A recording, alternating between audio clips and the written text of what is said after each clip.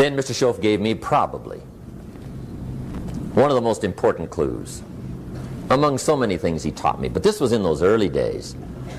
Mr. Schoaf was very kind, but he was also very abrupt. And he had these interesting questions to ask. I'm giving him a little rundown one day on how things hadn't worked out for me. He said, Mr. Rohn, I've got the answer for you if you will listen carefully. And listen carefully I did that day and for the next 5 years. If somebody's wealthy and happy, you gotta listen. He said, Jim, I've only known you a short time.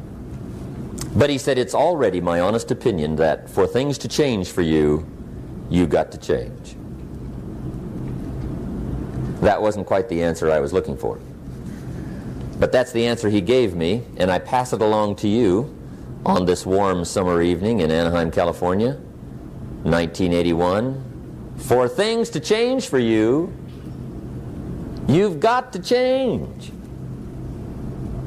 Otherwise, it isn't going to change. Before I met Mr. Schoaf, I used to say, I sure hope things will change. Right? That seemed to be my only hope. If it isn't going to change, I'm in serious trouble. And then I discovered it isn't going to change, so I'm in serious trouble.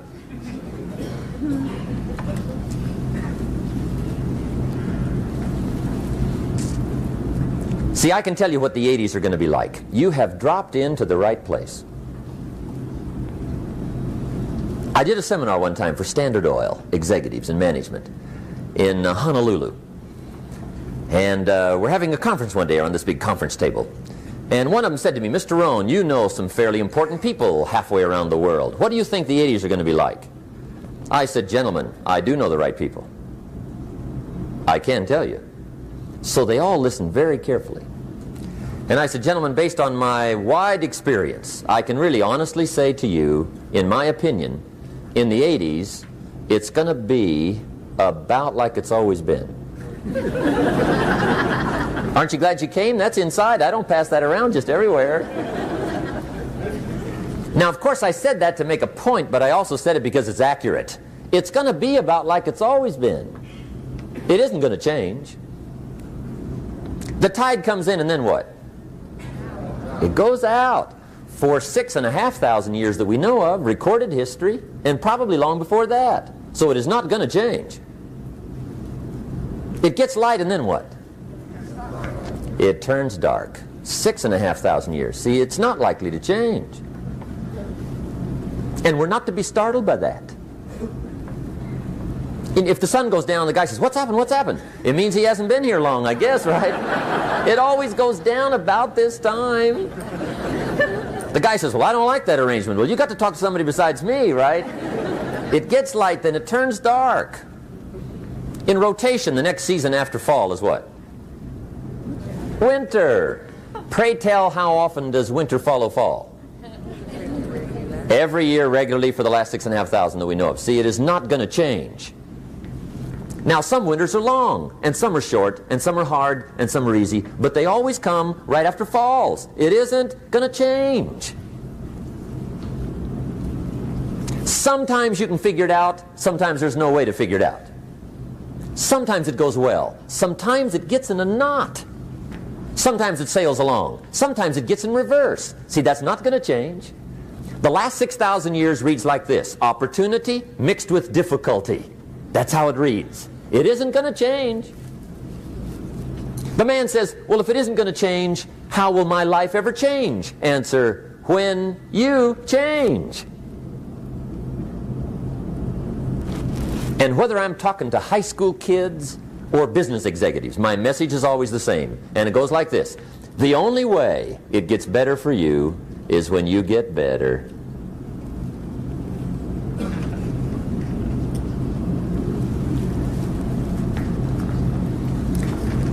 Let me give you the 4 major lessons in life to learn. Here's 4 majors. It's good to study the majors. In our weekend seminar we teach. Some people don't do well because they major in minor things.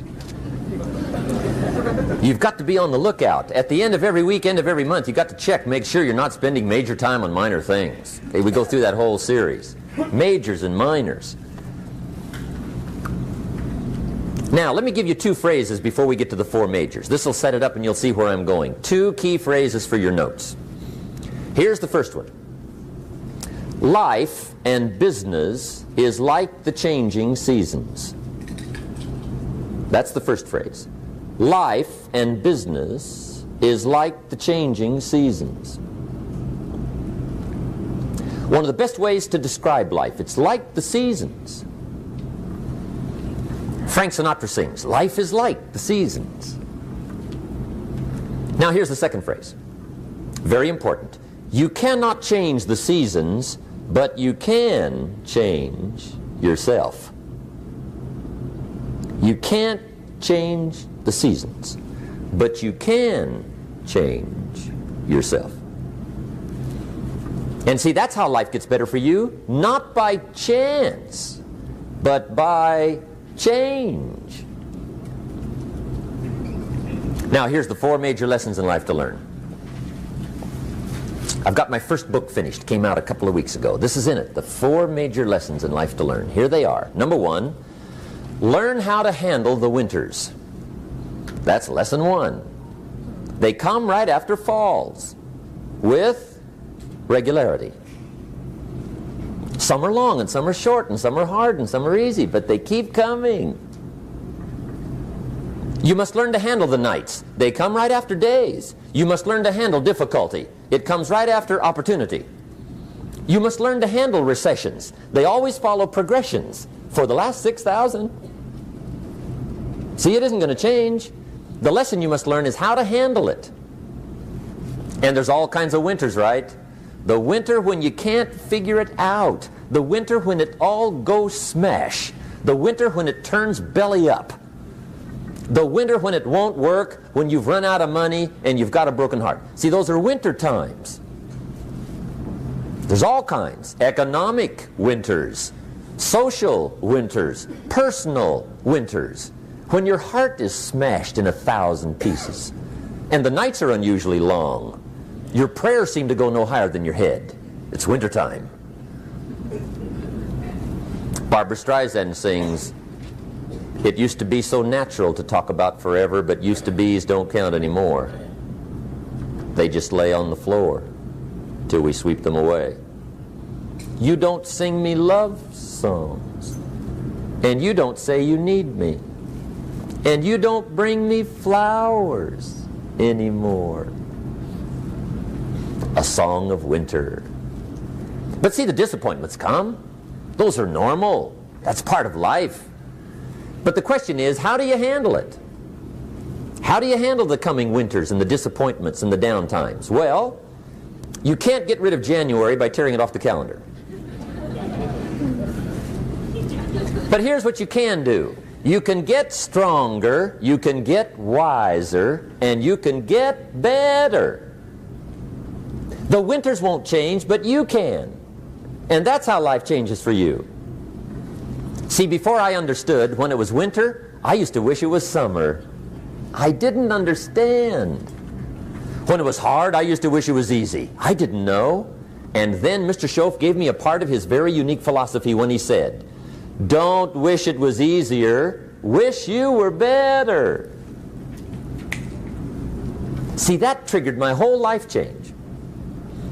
Don't wish for less problems. Wish for more skills. Don't wish for less challenge. Wish for more wisdom. That's the key. So that's lesson one. Learn how to handle the winters. Here's lesson two. Learn how to take advantage of the spring. That's the second one. Spring is called opportunity. And spring follows winter. What a great place for it. If you were going to put it somewhere, that'd be the place to put it, right after winter. And pray tell, how often does spring follow winter? Every year with regularity, 6,000. You can almost count on it. See, opportunity always comes.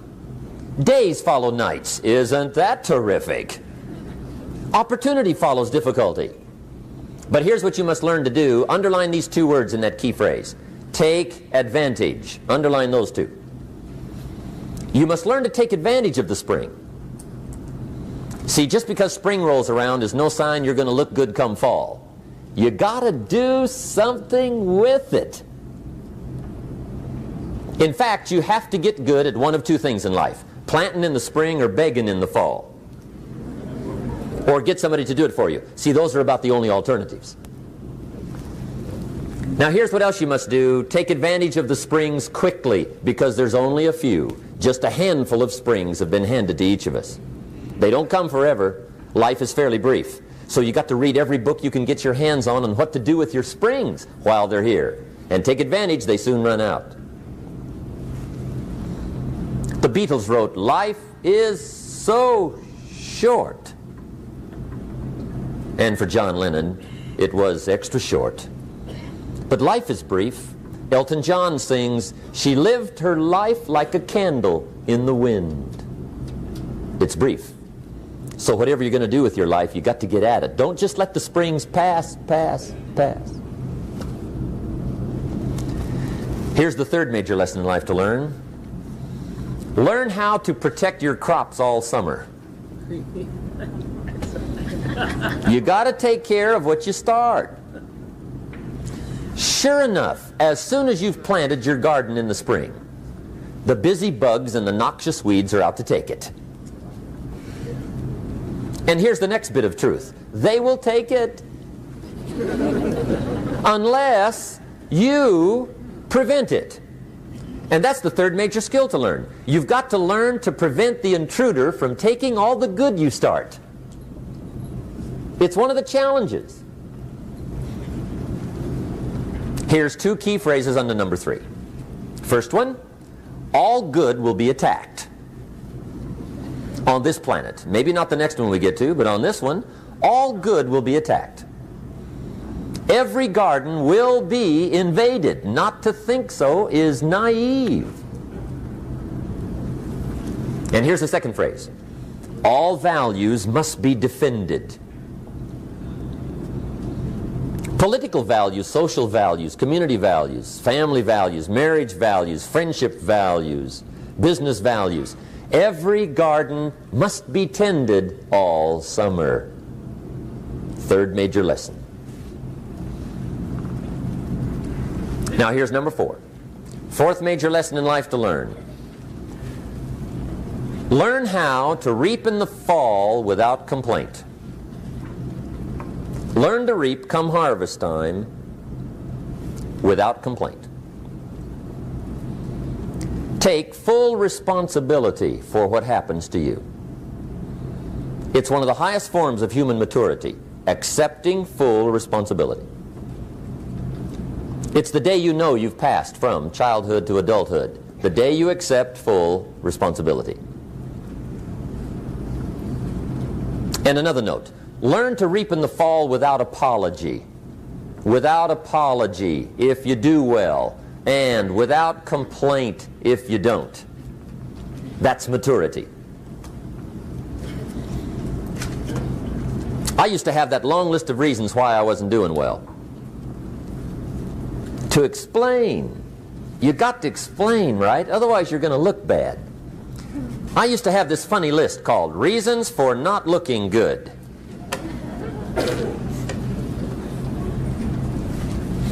I used to blame the government.